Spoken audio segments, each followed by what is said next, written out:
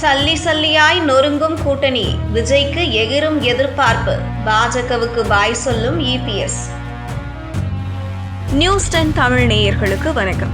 கரூர் கூட்ட நெரிசல் சம்பவத்தை தொடர்ந்து நடிகர் விஜயின் தமிழக வெற்றிக் கழகத்தின் மீது விமர்சனங்கள் அதிகரித்து வந்தாலும், மறுபுறம் அந்த கட்சியை கூட்டணியில் சேர்க்க சில கட்சிகள் தீவிரமாக காய் நகர்த்தி வருகின்றன.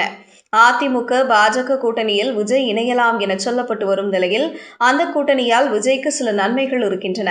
அதே நேரத்தில் விஜய் அதிமுக கூட்டணிக்கு சென்றால் சில கட்சிகளுக்கு நெருக்கடி ஏற்படும் என்கின்றனர் அரசியல் பார்வையாளர்கள். நடிகரும் தமிழக வெற்றிக் கழகத்தின் தலைவரான விஜய் தனது முதல் தேர்தலை சந்திக்க இருக்கிறார். கடந்த ஆண்டு கட்சியை ஆரம்பித்தாலும் 2026 சட்டமன்ற தேர்தல்தான் விஜய் சந்திக்க போகும் முதல் தேர்தல். இடையில் நாடாளுமன்ற தேர்தல் உள்ளிட்ட பல தேர்தல்கள் நடந்தாலும் விஜய் அதனை கண்டுகொள்ளவில்லை. முதல் தேர்தலில் குறிப்பிடத்தகுந்த வெற்றியை பெற வேண்டும் என திட்டமிட்ட விஜய் அதற்காக வாரந்தோறும் மக்களை சந்திக்க திட்டமிட்டு இருந்தார். மாவட்ட வாரியாக சனிக்கிழமைகளில் விஜயின் பிரச்சார திட்டம் தயாரிக்கப்பட்டிருந்தது.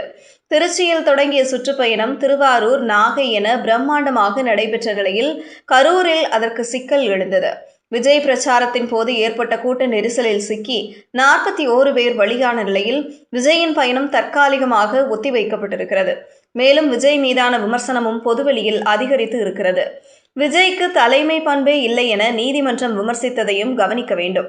இது ஒருபுறம் இருக்க, விஜயை கூட்டணி சேர்க்க வேண்டும் என சில கட்சிகள் தீவிரமாக காய் நகர்த்தி வருகின்றன.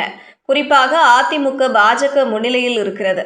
தமிழக வெற்றிக் கழகம் கூட்டணிக்கு வந்துவிட்டதைப் போலவே பேசி வருகிறார் எடப்பாடி பழனிசாமி.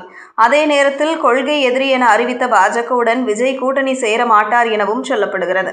இந்த நிலையில் அதிமுக பாஜக கூட்டணி அமைந்தால் பல கட்சிகளுக்கு சிக்கல்தான் என்கின்றனர் அரசியல் பார்வையாளர்கள். உதாரணத்திற்கு, அதிமுக பாஜக கூட்டணியிலேயே விரிசல் விழும் என்கின்றனர். தேசிய அளவில் பாஜகவை கொள்கை எதிரி என்றும், திமுகவை தமிழக அளவில் அரசியல் எதிரி என்றும் விஜய் குறிப்பிட்டார்.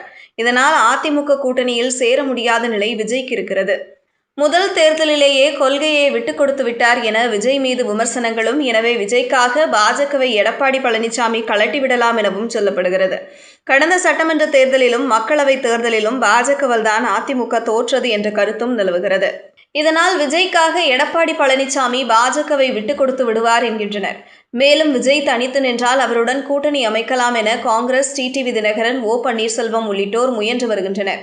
ஆனால் அதிமுகவுடன் விஜய் கூட்டணி அமைத்துவிட்டால் இந்த கூட்டணி வாய்ப்புகள் நடக்காது.